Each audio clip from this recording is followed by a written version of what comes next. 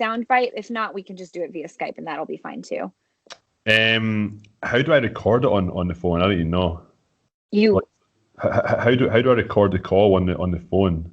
Oh no. You don't have to record the call. If you just have a. Are you on your phone talking to us now, or are you on the computer? I'm on Skype, but I have my phone right here. So if you go, it's an iPhone, right? Yeah. If you go into, there's a voice recording app. Like if you scroll left and then just type in voice recorder, that should pop up. Okay, hang on. Sorry, you guys are like, fuck, this guy's starting an app and he doesn't know how to work a phone. No, that's why you hire tech people. Trust me. Oh man, unbelievable. So I've searched voice recorder.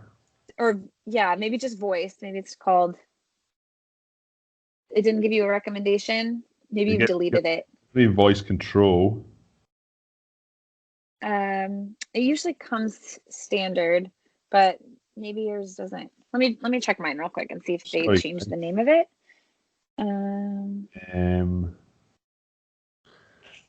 Voice. Oh, it's called voice memos. I'm sorry, that's my fault. That's all right. No, it's all good. Voice. Yeah, got you. Voice memos. Awesome. Okay. Yes. Yeah. Then if you go in that, you should just be able to hit record, and then that'll give that way. Like if we talk over one another, it just helps us to have different audio options to choose from to help it streamline. Okay. I can't even see where it says record on it though. Let me see. Continue. There should be a big red button at the bottom, or no, it's just I click on it. Oh, if you. And it's just giving me like. Do you see the folder button in the bottom right? It's not giving me that. It's just Siri inserts background app refresh cellular data, clear deleted audio quality or location based naming. There's not like an actual. You're in the voice memos app. Voice memos, yeah, that's what's coming up. And in the bottom right, there's not like a little folder or anything. No. Yeah. Do you see his screen? Because it looks like it's in settings. Oh yeah. You're in the. Sorry, I was looking at mine. That doesn't. Go back if you hit. I think you're in the settings. In the settings app and not in the voice memo app. Right. Okay. So if you. Okay.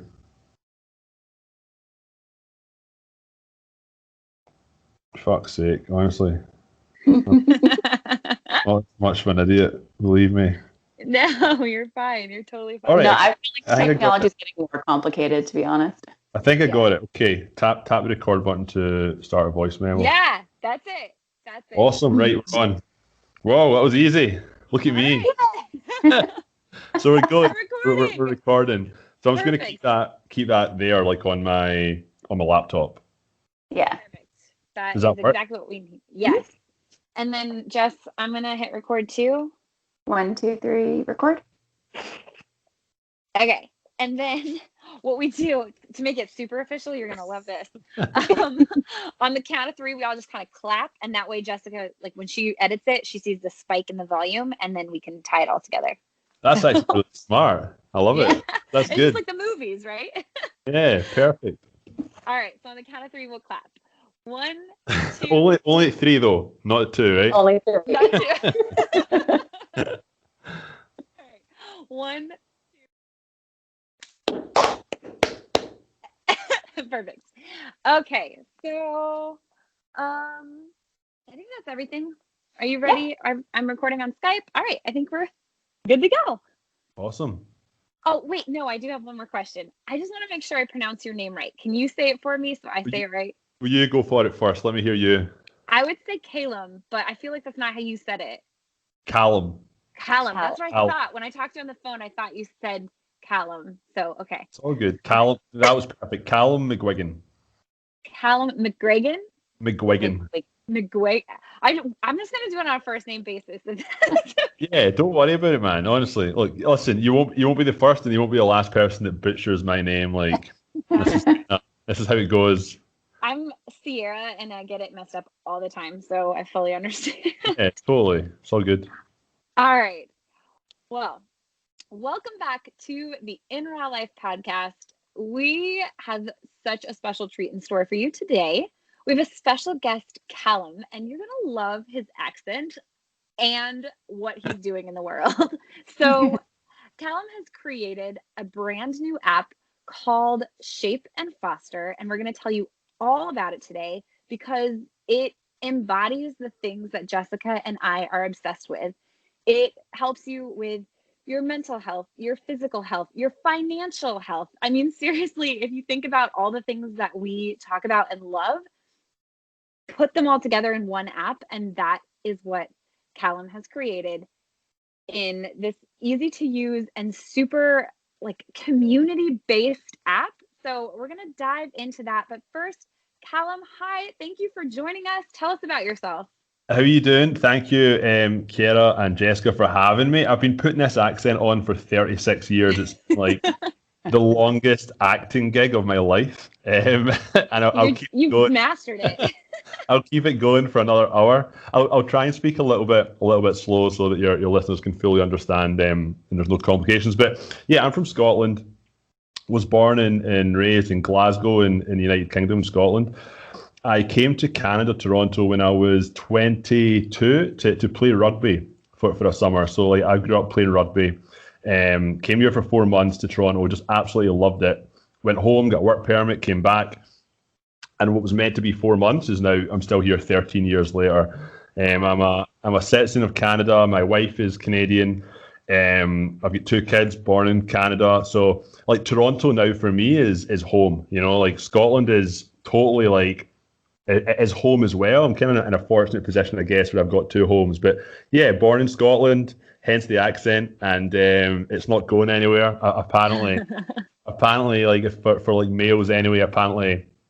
Whatever a male is at the age of 14 is usually when their voice breaks. Mm-hmm. So if they are like whatever they are after the age of 14 is kind of their voice was broken, and that's where their voice redevelops to sort of thing. So I moved here at 21, 22. So yeah, this accent's not going anywhere.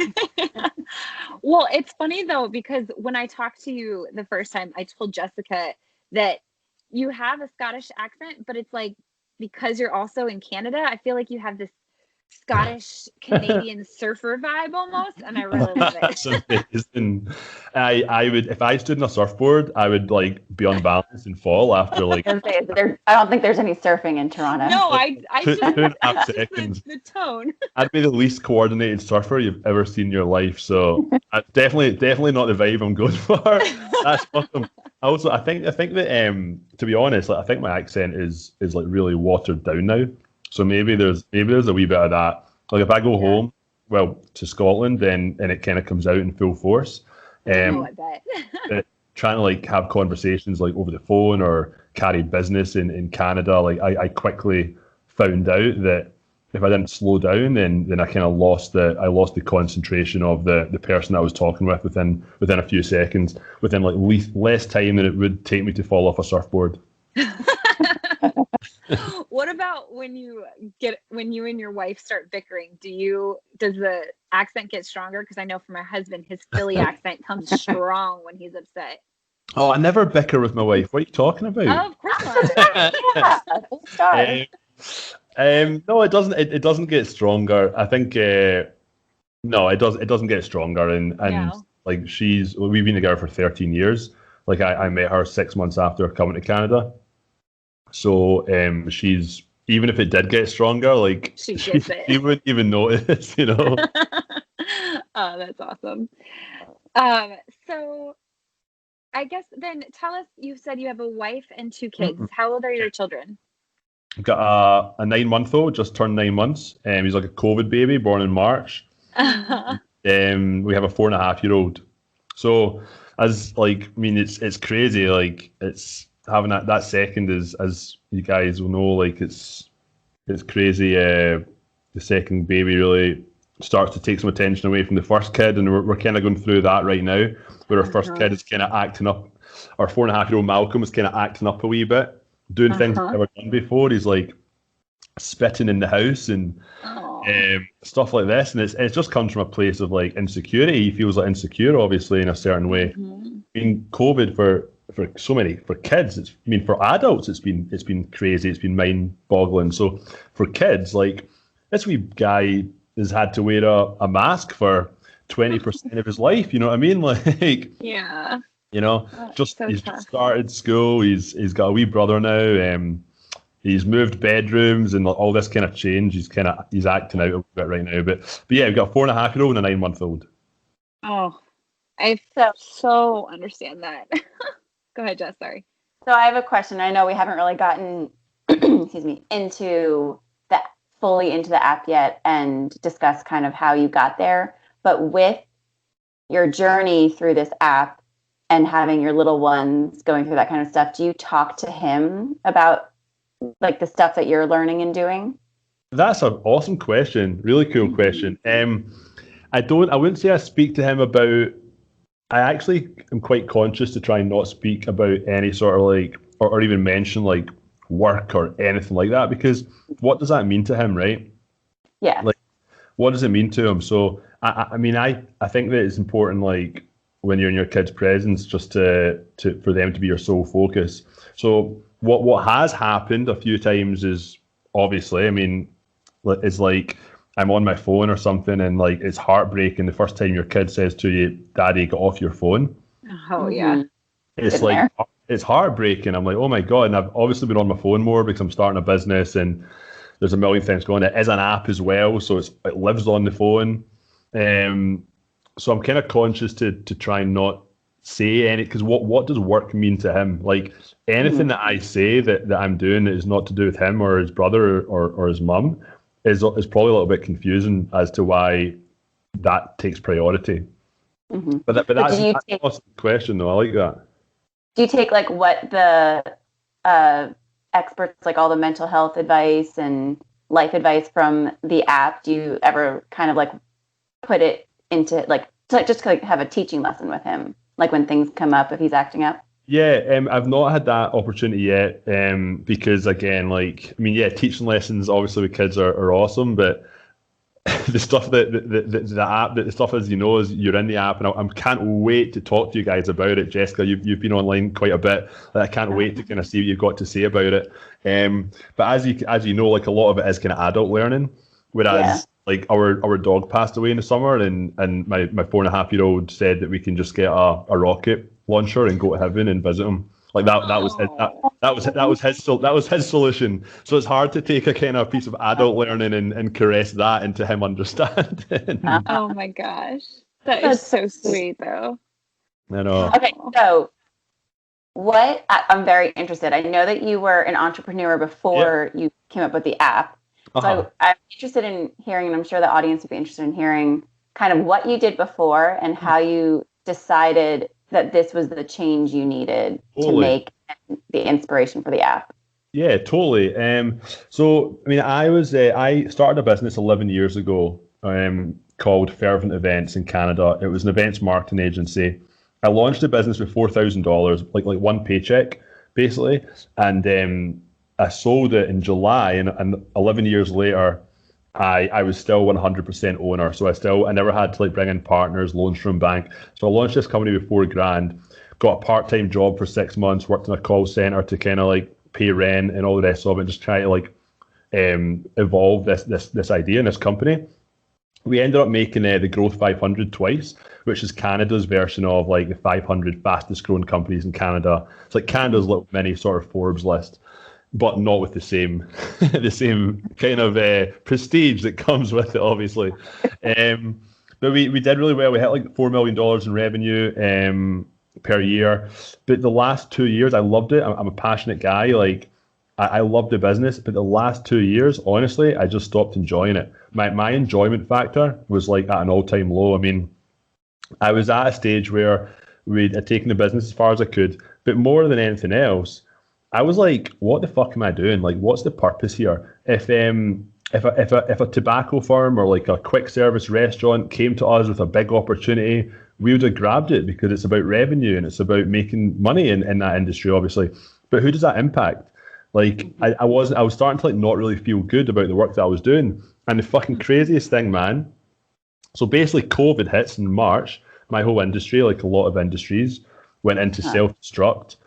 Like we didn't bill $1 for 13 weeks. Sounds terrible, right? It sounds absolutely terrible. It was like the best 13 weeks because Oh my I started to realize, I was like, oh my God, I was like, I am dreading COVID ending because I'll have to go back to my work and I don't even like this company that I've built. So I started to kind of have all this.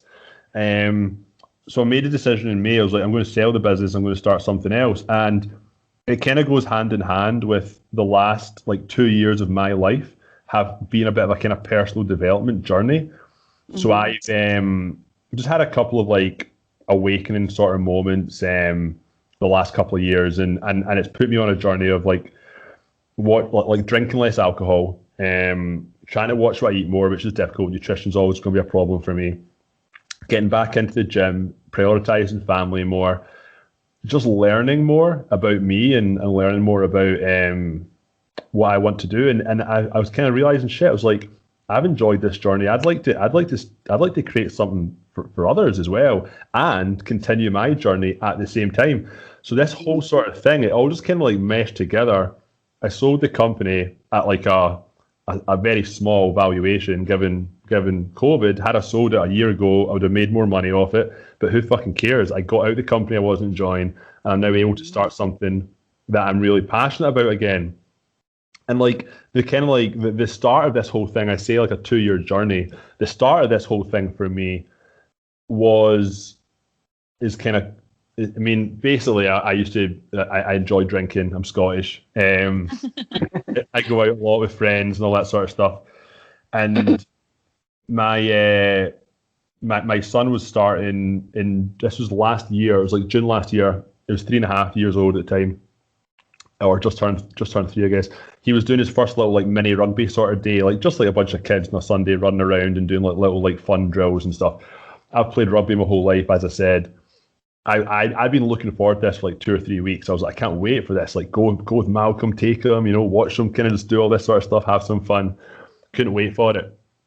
And then I had a massive night. Like the Sunday came around on the Saturday, the night before, I had like a big night. I was out with friends. I was home like 4 a.m, stupid.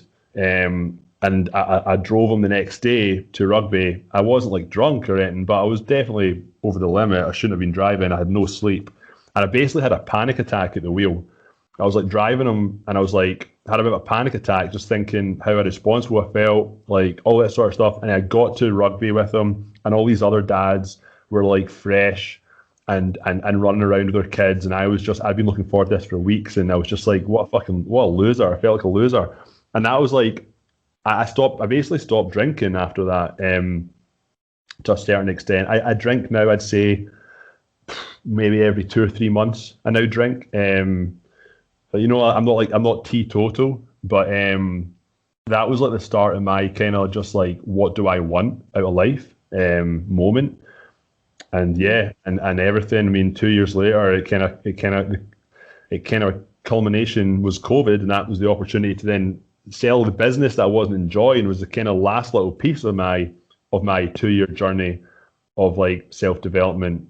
That's a very long answer. I'm sorry, I probably bored you guys. Oh my gosh, not at all. Not at all. We appreciate the story behind it. But that's so that's where I got to this summer, like starting Shape and Foster, and try to create something that basically is more meaningful, can have a more positive impact on people, and that's where I am. I love it. That's everything that we're all about, and I kind of had that feeling probably like 5-6 years ago too. Of I used to want to go into event planning, and I was like, but that I'm good at it, and it makes people happy. But what kind of happy, and like, what does that actually bring to the world versus now what we're doing now? Oh, so totally. I'm with you. Yeah, I totally agree. I think that I love what you guys have got going on, what you guys have started, and I'd love to talk to you offline at a later date in like 6 months and just learn about podcasting. And I think it's such a rich, like good hour to spend with like a conversation in your ears that you weren't really anticipating, and there's great learnings that come from it. Mm-hmm. Oh yeah, especially because a lot of times Jessica and I just do our own, which is fun because we are like our friendship dates 15 years now. Yeah. But college, right? You guys met in college? Yeah, exactly. Yeah. But then when we get a guest, it adds a whole different kind of conversation, because I mean, I've never spoken to somebody from Scotland and Canada who started their own business. You know, that's amazing. So it definitely is. Yeah, it's enriching, the conversations that come out of it. So that being said, though, I had no idea that the brainstorming process for Shape and Foster started in the summer of this year. You launched this app in 6 months? That is intense.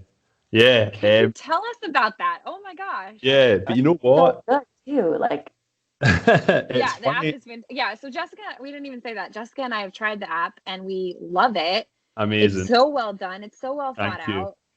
Thank you. So how did you come up with this in 6 months, and not just come up with it, but actually bring it to life in that time? So I had the idea of like to have 6 experts, or I mean, we'll talk about the actual app in a bit more detail. Should we talk about the app now and then kind of talk about go ahead.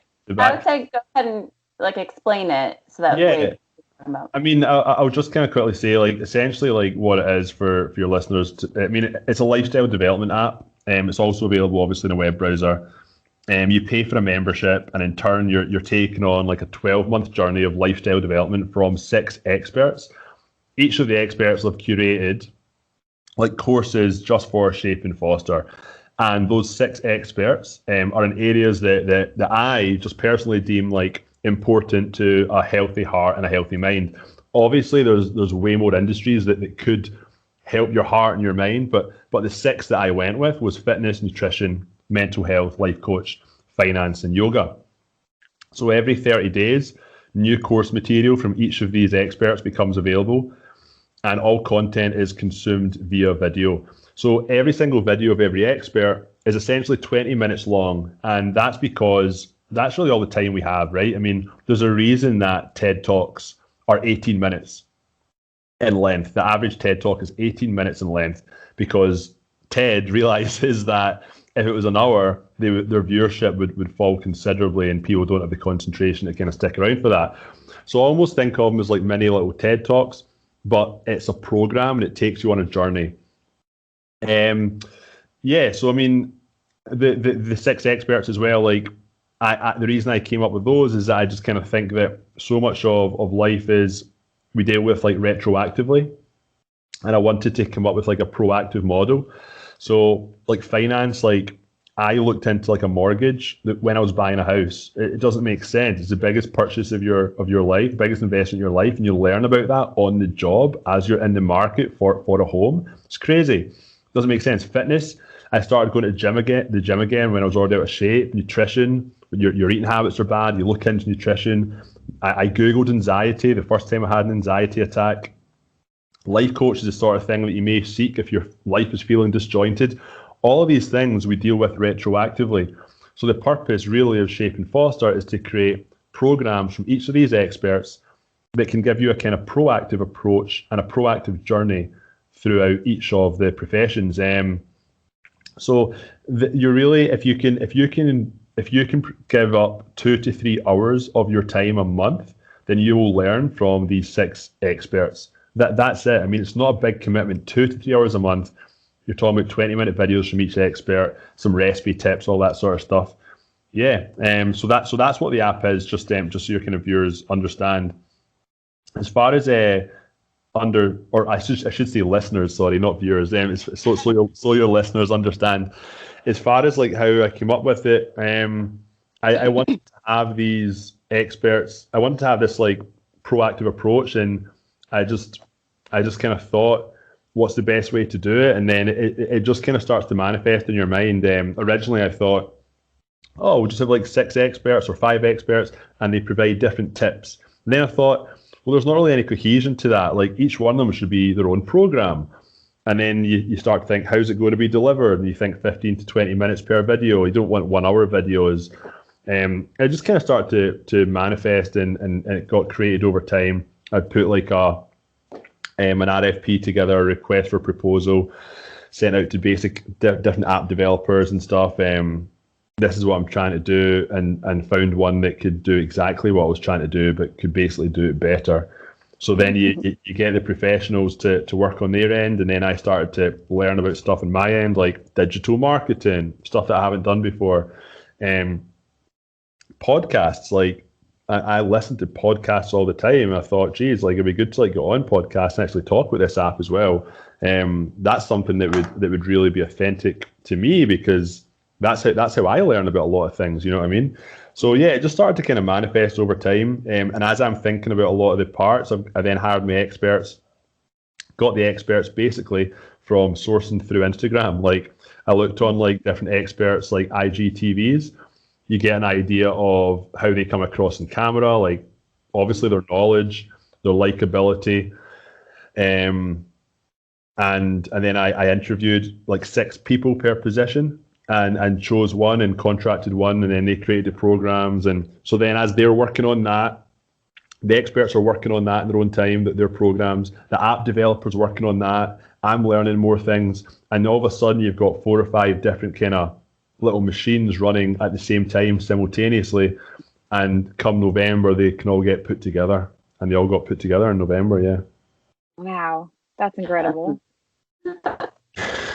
I love it. I guess, I mean, so you have business experience, so that helps. But then your passion, I feel like, is a huge part of it too, right? 100%.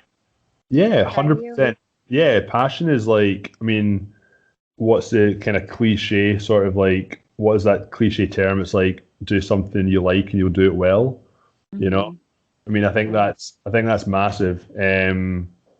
So yeah, I'm definitely passionate about it, and I'm a pretty passionate person, right? Like I grew up, like, as I say, I played rugby. I was like the captain of my rugby teams, like all grown up and stuff. I used to take pride out of like the pre-match kind of team talk and all that sort of stuff. I've always kind of had that passion.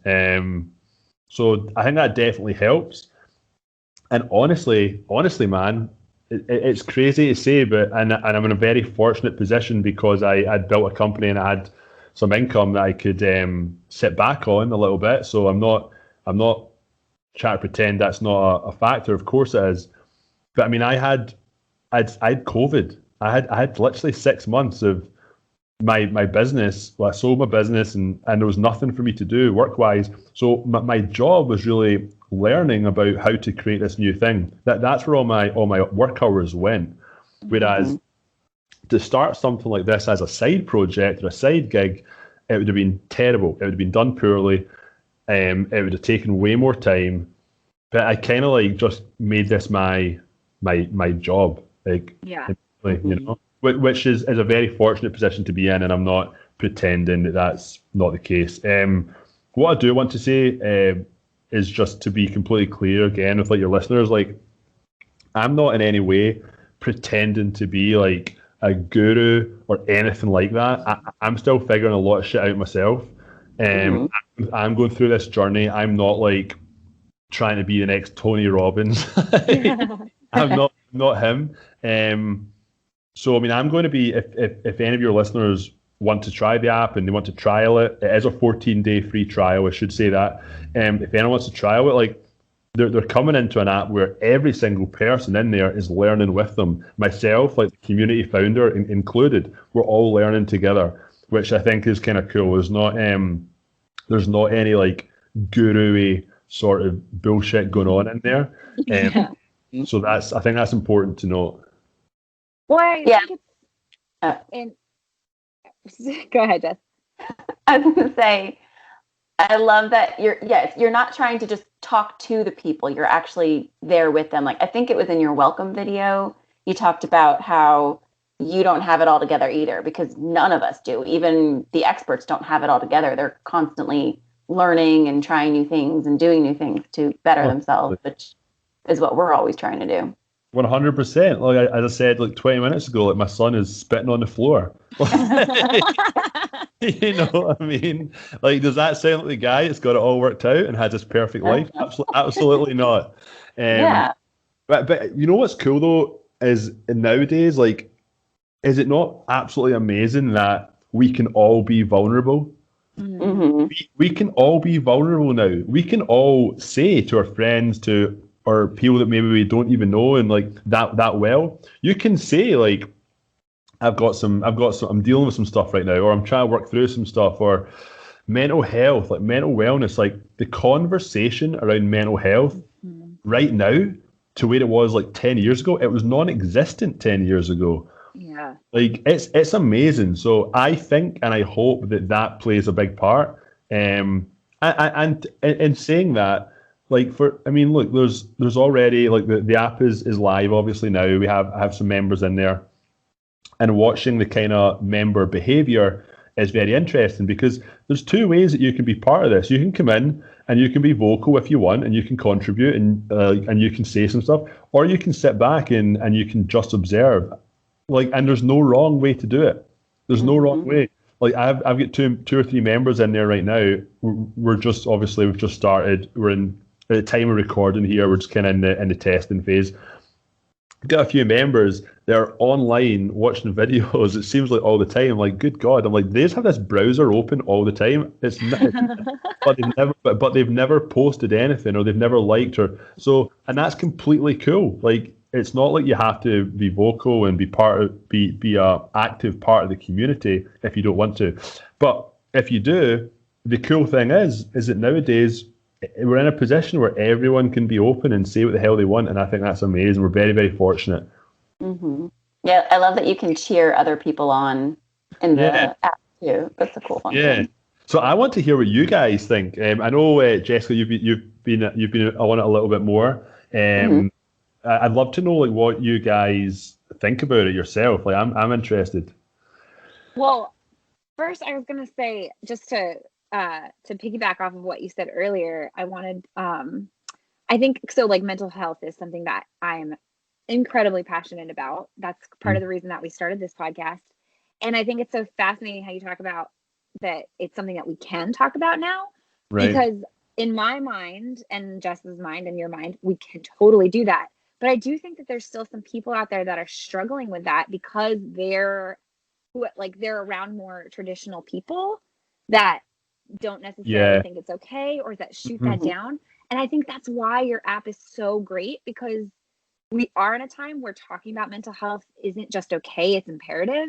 Right. And your app creates an opportunity for people to be able to do that. So even the observers can still come in and see, like, okay, maybe my family doesn't let me talk about mental health, but these people do. And if I want to, maybe I can talk to them, or I can reach out to them one-on-one, or I can reach out to a therapist in my own community. Like, it just creates that okay, because I think it's funny, like, so many times we think because we've done so much work on our own well-being, it's like, oh, come on, everybody else is here. But then I talk to people sometimes that are not there. And so I think, like, for those listeners out there who feel like you can't talk about mental health, I just want to encourage you, find a community like Shape and Foster where you can connect with people who are in your same boat. And you can learn. I mean, like, two of the experts that we have, Tanya De Silva, the mental wellness expert, and Christina Rowland, the life coach, those two principles, like, they really complement each other very well. Their two programs are very complementary. And I think that I actually run a poll in the app, and it asks, what are you most excited about? Mental wellness, life coach, finance, nutrition, fitness, or yoga? And mental wellness and life coaching, they both poll the highest, which is interesting. So it's definitely, they are the two kind of anchors that are bringing a lot of people there. But the beauty is, what I think is really cool about this is that there might be something that brings you into it, but then you get to learn about something else. Like my wife, and this is an honest conversation. This is an honest anecdote. It might sound like a car sort of salesman sort of like thing. It's an honest anecdote. Last night, having dinner, myself and my wife, she was like, I did month 1 of the finance thing today with Shinobu, and she's like, that's the one kind of expert or industry that I wasn't interested in. This is what she said, but she thought it was amazing. She was like, she got so much out of it. She thought the way that she talks was very holistic. I think that's the coolest thing. It's like, it may be mental wellness, it may be fitness, it may be nutrition. There's going to be one thing that you're more interested about than everything else. But then you get exposed to all these other experts as well. You've paid for them. You may as well view them. You may as well learn from them. And you know what? Like, people are going to really, really enjoy. Like, I think I think people are going to come to the app in search of one thing, and I think they're going to end up getting more than they anticipated from it, which I think is really cool. Yeah. Well, yeah. Oh, sorry. Go ahead. No, go ahead. I was just going to say that's the cool thing too about having different experts. So they all, like you said, everyone has admitted that we're not, like, none of us are perfect, and even your experts can attest to that. But we all have different experiences that led us to our expertise. And so with what was her name? How do you pronounce her name? Shinobu. Yeah. First of all, I just thought she just had such a beautiful way of speaking, and I really enjoyed that. I agree. But also, she didn't talk like I like financial things. I listen to them a lot. She didn't speak like the typical financial speakers. She had her own approach, and I think that's what's really neat too, is that no matter how many people you listen to about one topic, everybody has their story that adds to what they're teaching, and that can add one more little nugget to your life. Because she said something that I usually one of the affirmations.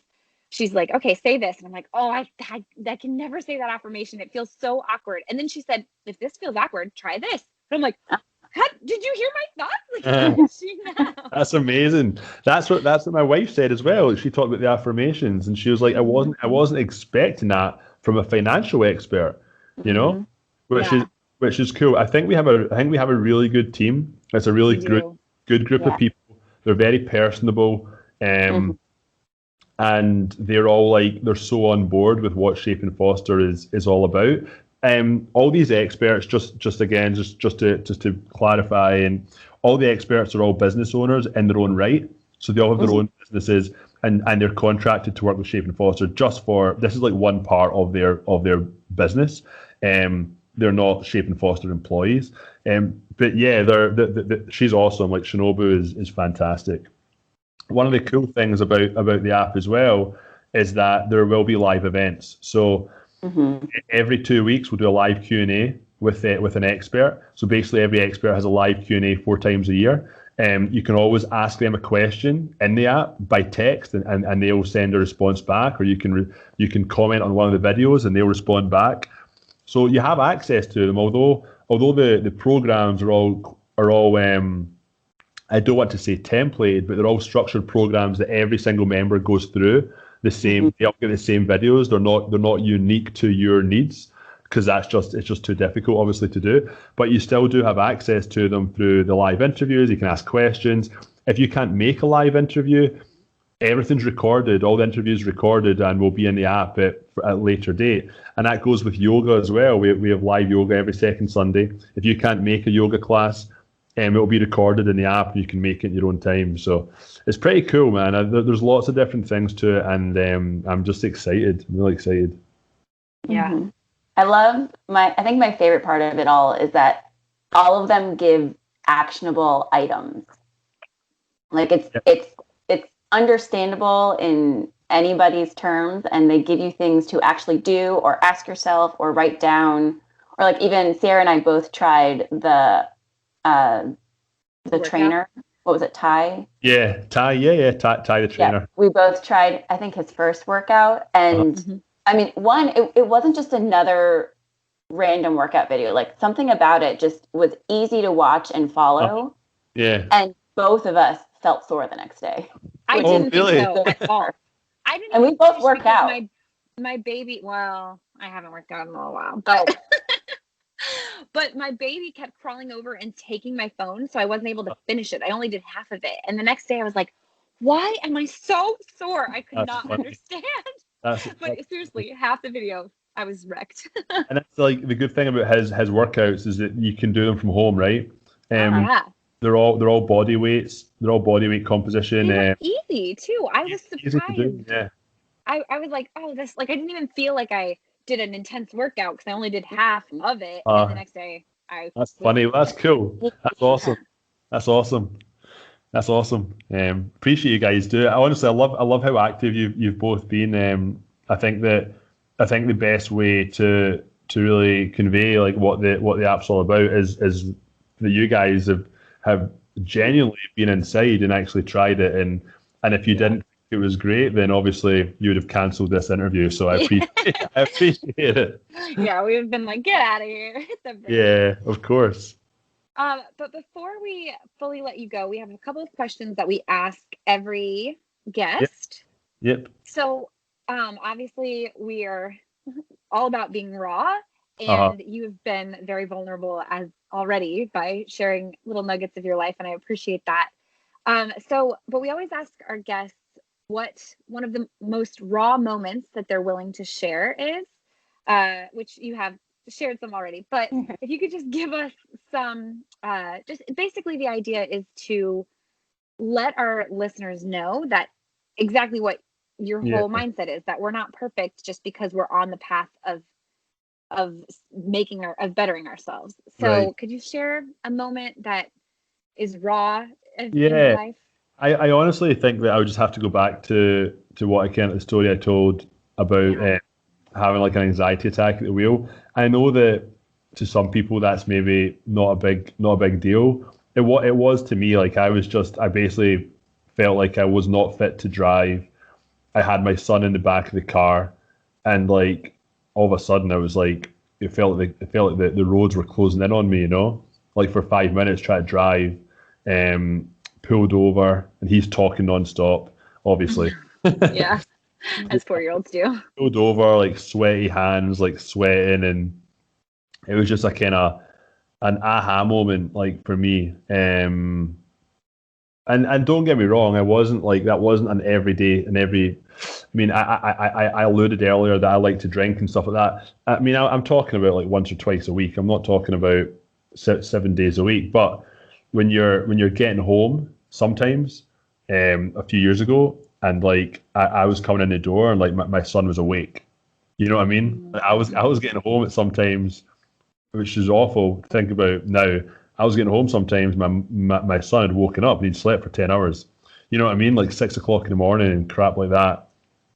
But I guess you got to put some of that down to experience, you know? It's like you've lived it, you've done it, and you realize that that's not what you want out of life. And that's kind of what started this whole journey for me, you know?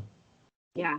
That's awesome. Yeah. Thanks for giving us insight on that. Cause yeah, it's true. And it's interesting the way that our kids can totally, I feel like they bring out the best, like they reveal the worst in us to bring out the best in us sometimes. I totally agree. And I love how vulnerable you're willing to be, and the fact that you talk about vulnerability, especially as a man, because even though it's talked about so much more nowadays, but I know it's still a hard thing to get past when you're conditioned a certain way. Yeah. I mean, I think there's definitely a kind of movement, right? There's definitely a movement of more openness, and I feel that as a guy. Like, I mean, I think that playing rugby and all that sort of stuff, that the kind of mentality was growing up in Scotland, especially, like it's we're a bit tougher. The mentality definitely was like to suck it up. You know what I mean? Like suck it up. Like as a guy, like, oh, you're upset, or suck it up, get over it. But I think that kind of feedback from a friend to a friend now is no longer, at least in my social circles, is kind of no longer really accepted. I think we've evolved from that. But to your point, Ciara, like, yeah, I mean, I think you actually made a really good point. Maybe there's naivety in my part. Maybe because that's my social circle, that doesn't mean that's everyone's, and you're totally right. And when you said that actually made me think about the whole, I don't want to talk about politics, like, obviously, but the whole kind of idea right now with politics is that because of social media and all that sort of stuff, you really only see posts and learn about people who also think like you. Yeah. And there's this whole other 50% of the nation or the world that see things differently, which is completely great and right. That's everyone's allowed their opinions. There's no one's right and wrong here. But the way that like social media and our social circles are now built, we kind of only we're really only what's the word I'm looking for? we're you know what I mean? Like we only kind of like are surrounded by what we already believe. Pigeonholing ourselves. Yeah, and that manifests our own thoughts, and so maybe there's some naivety in my point, thinking that males are all willing to speak now, and maybe you're right, maybe they're not, but there's definitely been a shift. There has been a shift. Oh yeah. Sorry, I was just looking at the phrase. I heard it recently. Where is it? Because it's such a. Oh no, I can't find it. There's a phrase that encapsulates that, and I thought, oh, where is it? I had one of my friends taught it to me, and I can't find it. Oh well. I have to say, there's been like a couple of times during this interview where I've gotten chills, because it's just like the things that you're saying that we're talking about are just so good and rich, and what we need to be putting out there. So I really appreciate it. Thank you very much. I appreciate you too. This has been a really, really enjoyable conversation, and you're both very warming. It's very easy to come on your show and have a conversation because you're very warm. So I appreciate that. Oh, thank you. I found it. It's called confirmation bias. Right. So confirmation. That's a good phrase. Yeah, it's the idea that like so one of my friends, this is a total side note, but one of my friends went to a restaurant and the waitress handed him a beer and he accidentally spilled it all over himself, but he blamed the waitress, just like as a joke. Everyone saw the waitress do it. Yeah. But then as more people came to join the party and join the table, they kept hearing like, oh, and the waitress spilled beer all over Erin. And then they kept saying like, oh, look what else she's doing. And they found all these things to make her a bad waitress when she was never a bad waitress to begin with. That's terrible. It's fine. They made up for it. They better left with a good tip. That's brutal. I know. But that was like, it was like his own little social experiment, because he watched it happening, and it totally it's confirmation. The more people say, yes, the sky is green, you start to think, oh my gosh, you're right, that sky is green. And it shifts your way of thinking. And that's how social media is. When our feeds blow up with our beliefs, we keep our beliefs. And honestly, that's obviously correct. Right. Yeah, you're totally right. That's a great phrase, confirmation bias. I've never heard of it. Yes. I know. I love it. I wanted to share it with you guys. I know that people do this all the time when they're going through an issue. They're like, oh, who can I go talk to about this that will confirm how I feel? Oh. My friends call me, like, I know if they're calling me about advice, they're calling me because they don't want the confirmation. They want to hear the real thing. I do not call you if I want confirmation. All my best friends do that. It's so funny. Wow, that's crazy. Man, I wish that, like, honestly, like, it's in the media a lot, like this confirmation bias through social media.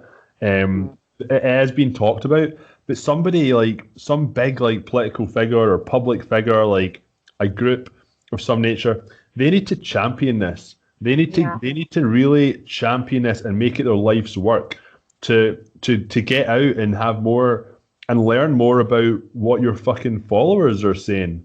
Or who you're following is saying, because we've all created these inner circles of comfort. It's nuts. Even just like I don't know. I mean, I'm going to go off on random tangents here.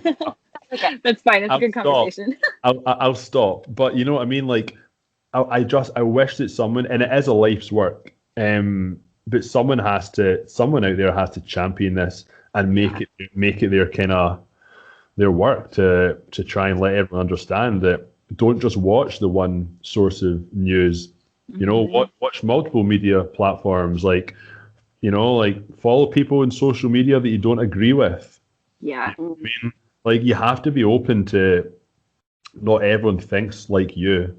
You have to at least know that, you know. And to follow. I mean, with the election going on and everything in the States, I had to start unfollowing some people because their beliefs were so skewed. But there's other people there's people of both sides that are intelligently informing the public, not irrationally informing the public with their skewed beliefs. So you have to do a little research and find. That's what I'm a huge advocate of. If you hear something, don't believe it. Go and look at all of the sources about it before you go for it. So anyway, but to that note, the fact that how you said that you weren't thinking about the people out there that Mm-hmm. don't feel comfortable sharing their mental health.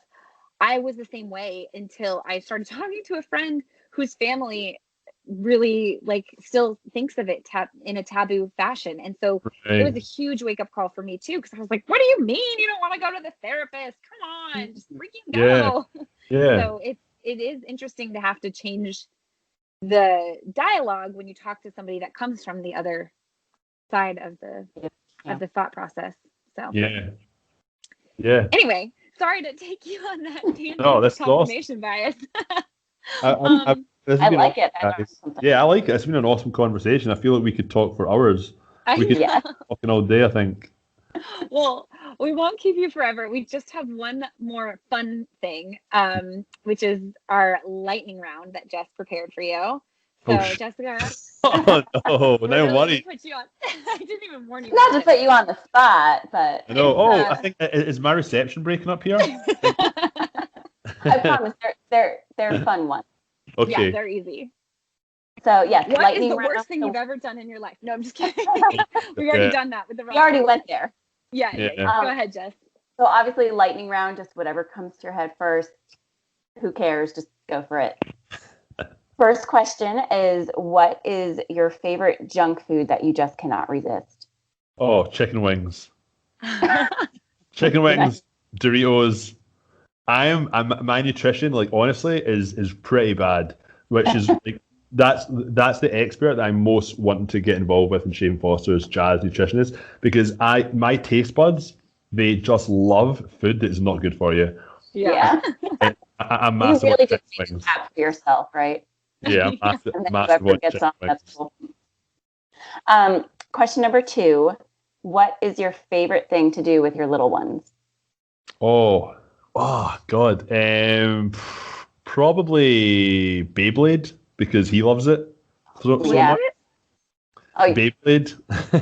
They're like these little. It's almost like a spinner top, but it has like a ripcord that can go. It comes from like a Japanese like anime like show, and they made toys out of them, and my boy just absolutely loves it, and he gets so passionate about it. But on anything, I mean, kind of cliche answer, but anything with the kids is going for walks, playing football, watching him riding his bike, absolutely anything. I love it. Okay, do you consider yourself a homebody or an adventurer? Adventurer. Yeah, definitely. I mean, I'm not going to jump out of a plane anytime soon. I'm not going to do that. But I definitely seek some different experiences, yeah. Okay, then these last 2, we ask everybody. The first one, we are huge small business supporters, and we love learning about new ones. So what is your favorite small business? I've got a cafe at the end of my street called Buds. And it's just awesome. They make an amazing coffee. I mean, it's like a luxury to be able to say you've got a nice cafe at the end of your street. This is like a first world sort of a first world nice thing to have. But yeah, Buds. I love it. So many of our guests mention cafes, and I love their favorite coffee shops. Yep. Oh, coffee is life. Honestly, it's the only way to survive. It's the best. I love it. Okay, and then the last question is, what is your favorite thing about you? Fuck. That's like I feel like a massive. I gotta give myself like an ego stroke here. Favorite thing about me, I say is like I like to laugh, probably. I've got like I think I've got a good sense of humor, but I'm fortunate that I laugh many times a day. That's awesome. Yeah, that's a good quality. And I'm good looking, and I'm only joking. I'm only joking. And that, and the other thing. I'm only joking. Oh my gosh. Well, Calum, it was such a pleasure to have you. Thank you for being so raw and vulnerable. And honestly, thank you for creating Shape and Foster, because I think the world needs more conversation about these important aspects of our lives that we may not be that strong at. And how to fit it in your life so easily. I think that's people need the ease and actual how to take action. retroactively, not proactively, not retroactively. Thank you very much. Can you tell our listeners exactly where and when and how? Yeah, so it's live. It's live now. We're in January. It's live. Go to www.shapeandfoster.com, and you can get a 14-day free trial. So you sign in at the website, and then it prompts you to download the app. The reason that I direct people to the website is if you download the app first, Apple takes or the Android takes a 30% takes 30% of the payment should you choose to stay on beyond 14 days.